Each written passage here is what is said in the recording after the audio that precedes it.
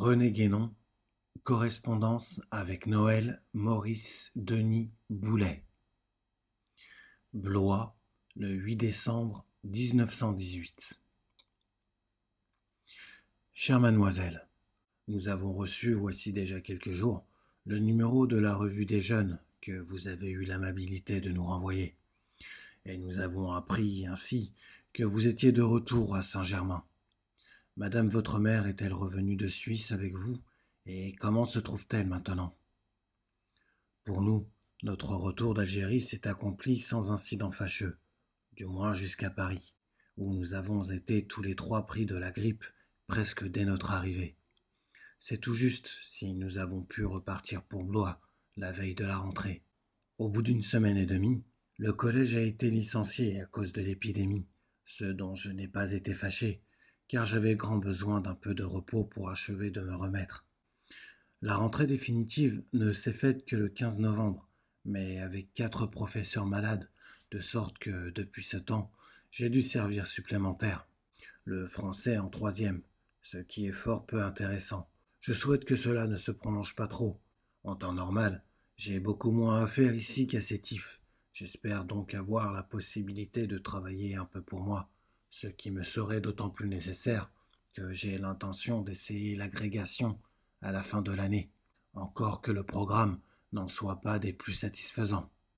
Ce concours est réservé aux professeurs et délégués en exercice depuis 2 ans au moins, ce qui désole Germain, qui ne se trouve pas dans ce cas. Peut-être vous en a-t-il parlé. Nous l'avons vu plusieurs fois pendant les quelques jours que nous avons passés à Paris.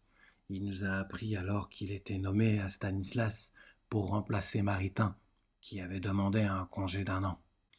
Je ne sais si ces nouvelles occupations l'absorbent au point de lui faire oublier ses amis, mais depuis que nous sommes ici, il ne nous a pas donné le moindre signe de vie. Aussi, me suis-je finalement décidé à lui écrire pour savoir ce qu'il devient. Et je l'ai fait aujourd'hui même. La préparation de son concours semblait lui donner quelques préoccupations, et de plus, il doit avoir une classe assez nombreuse, inconvénient que je n'ai pas ici. On m'a demandé de faire des comptes rendus d'ouvrages pour la revue philosophique. J'ai accepté, quoique ce ne soit pas toujours un travail des plus agréables.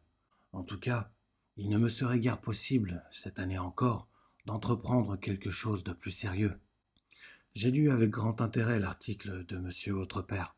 Bien que je ne sois pas très compétent pour les choses artistiques, certaines idées qui y sont exprimées m'ont beaucoup plu, même à un point de vue différent. Ainsi, pour la distinction du symbole et de l'allégorie, j'ai toujours fait la différence, mais sans trouver le moyen de l'exprimer bien nettement. Il me semble que ce point serait à approfondir. D'autre part, la définition de l'idolâtrie me paraît tout à fait juste.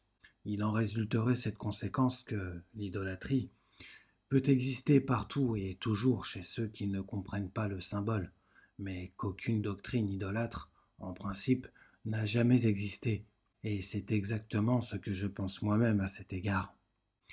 Dans le même numéro de la Revue des Jeunes, j'ai noté ce qui est dit à propos d'un livre sur l'introduction de la scolastique dans l'enseignement secondaire.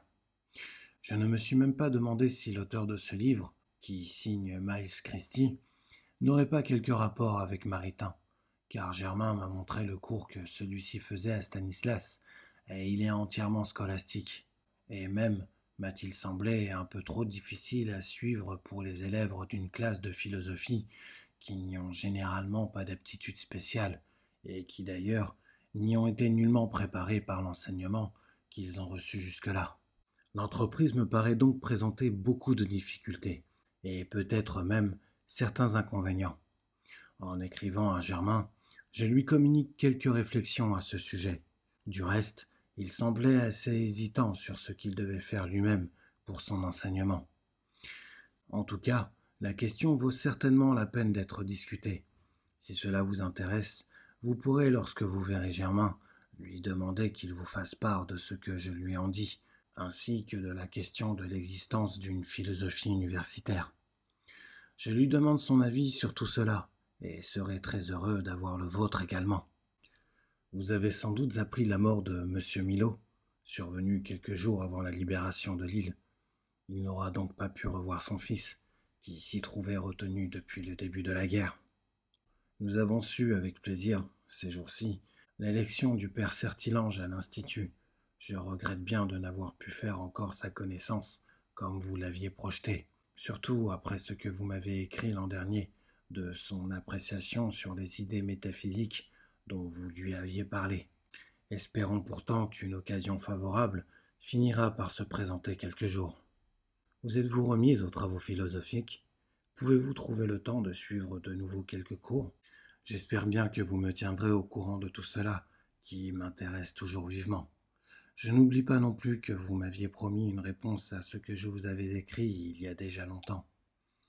Nous sommes bien heureux de la tournure inattendue qu'ont pris les événements. Personne n'aurait pu prévoir une fin si heureuse et surtout si prompte. Si seulement tout cela pouvait amener quelques changements dans la mentalité générale, mais je crains bien qu'il ne faille pas trop compter.